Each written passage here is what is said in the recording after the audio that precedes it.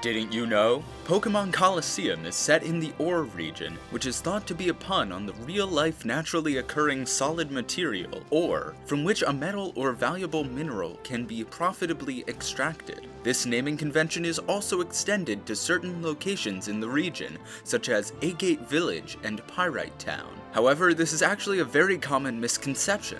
They did want it to be the Ore region as a joke because they knew that such an incredible game would be extremely profitable, just like the valuable materials found in real-life ore. However, the main reason it was named the Ore region was because Pokémon Colosseum was the single greatest Pokémon game created at the time, and they wanted to pick a region name to represent how much the game would inevitably rock. One element that players often cite as a problem with Pokémon Colosseum is outside of the Pokémon battles. The player is followed by a female sidekick, known canonically as Rui, who identifies the shadow Pokémon for West during battles. However, in the overworld, she can often get in the way of the player, preventing them from getting past what ordinarily would be simple pathways. This was actually how the game was meant to be, though. The developers realized that if they made Pokémon Colosseum too perfect, they'd never be able to follow up on that success with the next generation games. As a result, they decided to intentionally ruin one aspect of the game, that aspect being the Overworld Mobility.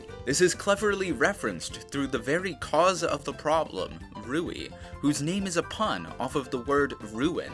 The pace of the gameplay in Pokémon Colosseum was based off of DreamWorks' animated film Turbo. However, game designer Reggie Fils-Aimé failed to adapt the speed part, a mistake that he said was due to the emotion that he felt after watching the Indy 500. He explained this in an E3 interview, saying, "Turbo proved that it's not all about speed. The little guy won the hearts of thousands, myself included, not because of his speed, but because of his perseverance once he lost that speed. He was a snail racing cars, for goodness sake. It would be disrespectful to make a fast-paced game now that I know how Turbo's story ends." This ideal of having the player be slow but steady with perseverance was implemented in the game by having every battle be a double battle, and even increasing the duration of some attacks' animations. This was also the concept that inspired the creation of Smash Bros. Brawl for the Nintendo Wii. The plot surrounding Shadow Pokémon in Colosseum actually came from a miscommunication between the storyboarders and the head programmer Masahiro Sakurai. The storyboarders had simply wanted to make another Pokémon Stadium game, but this time in a gladiator-style Colosseum. They had told Sakurai that he could do whatever he wanted in terms of design, but to just make sure to have better shadow effects for the Pokémon, because in Pokémon Stadium 1 and 2, every Pokémon just had a circle for their shadow.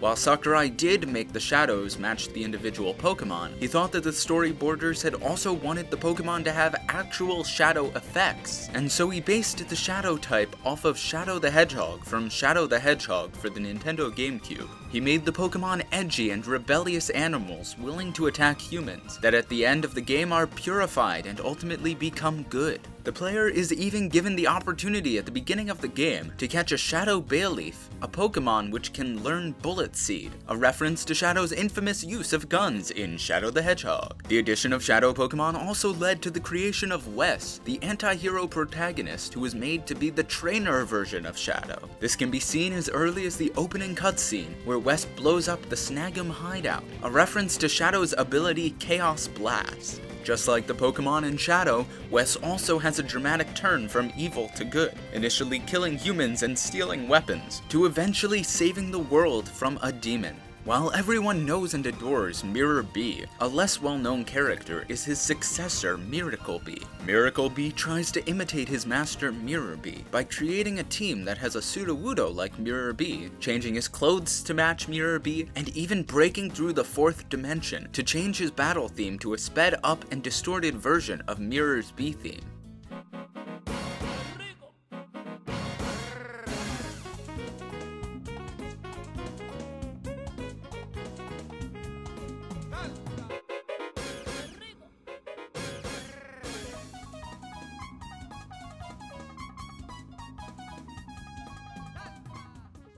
He was created as a subtle nod to the fans of Colosseum, meant to represent the insane effort put forth by roleplayers and cosplayers who try so hard to be like the living legend himself. This is also why he inevitably fails, losing to the protagonist Wes and being obscured, to the point that most players don't even know he exists, so that these fans would have someone to relate to. Didn't you also know that one of the most difficult frame-perfect techniques in competitive Super Smash Bros. Melee is actually one that is able to be performed in all Smash games, but is rarely used in tournaments? If you want to know more about competitive Melee, consider watching the Didn't You Know Video Games extra video on Super Smash Bros. Melee tech skill. If you enjoyed this episode, remember to leave a like and press the subscribe button to show support, and look out for new episodes of Didn't You Know Video Games.